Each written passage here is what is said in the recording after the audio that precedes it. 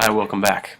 During this part of Module 2, we're going to be talking about politics and media before and after the internet. So what are some fundamental changes that happened with the advent of the internet, and also ultimately what effect this new tool has had on political communication and media in general, as well as politics in general. We'll get into a little bit of all of this, and we're going to start with politics. So when we're talking about politics before and after the internet, we want to start by looking at political communication trends over time. So what do we see overall? Then we're going to look at a more detailed look into political communication that existed before the internet, taking a few minutes to explore print era political communication as well as broadcast era, that happening, the political communication happening primarily through radio and television, and then eventually we'll talk, at least we'll introduce what has happened with political communication during the internet era. Obviously it's an evolving story, but we can introduce sort of what those fundamental changes are, and then we'll talk a little bit more in a little more detail about the public sphere and the networked public sphere, which are really coming out of the Yochai Benkler pieces that you read for today. So let's start by looking at political communication over time. There are a couple fundamental things that we should definitely understand when we're thinking about this in a broad historical context. First, political communication goals have remained very stable over time. And what I'm talking about when I describe goals are really one of two general types of political communication goals.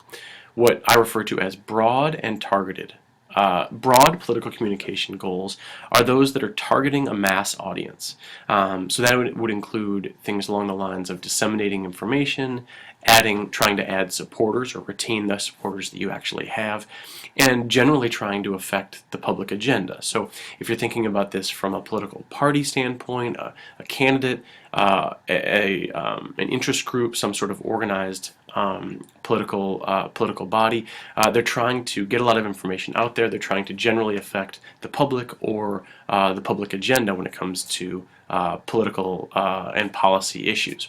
Targeted political communication goals are those that are targeting a narrower group of people and looking for specific types of outcomes. That would include things like raising resources, right? If you're trying to elicit campaign donations or things like that, that would definitely be considered targeted political communication. Motivating political action, trying to get out the vote, things like that would also be considered targeted political communication goals. The broad and targeted political communication goals have remained essentially the same throughout American political history. They haven't changed much at all. What has changed are political communication strategies, the strategies that different political actors or political organizations have used to try to achieve their political communication goals. These political communication strategies have changed because political actors and political organizations are constantly looking for the newest and best way to achieve their political communication goals. Those are often affected by new tools that are available, whether those are technological tools, whether those are media tools, and these tools are often the types of media that we commonly identify. So while the political communication goals have remained very stable, new technologies such as radio, television, internet, wireless, all these things are offering new and potentially better ways to try to achieve these traditional goals.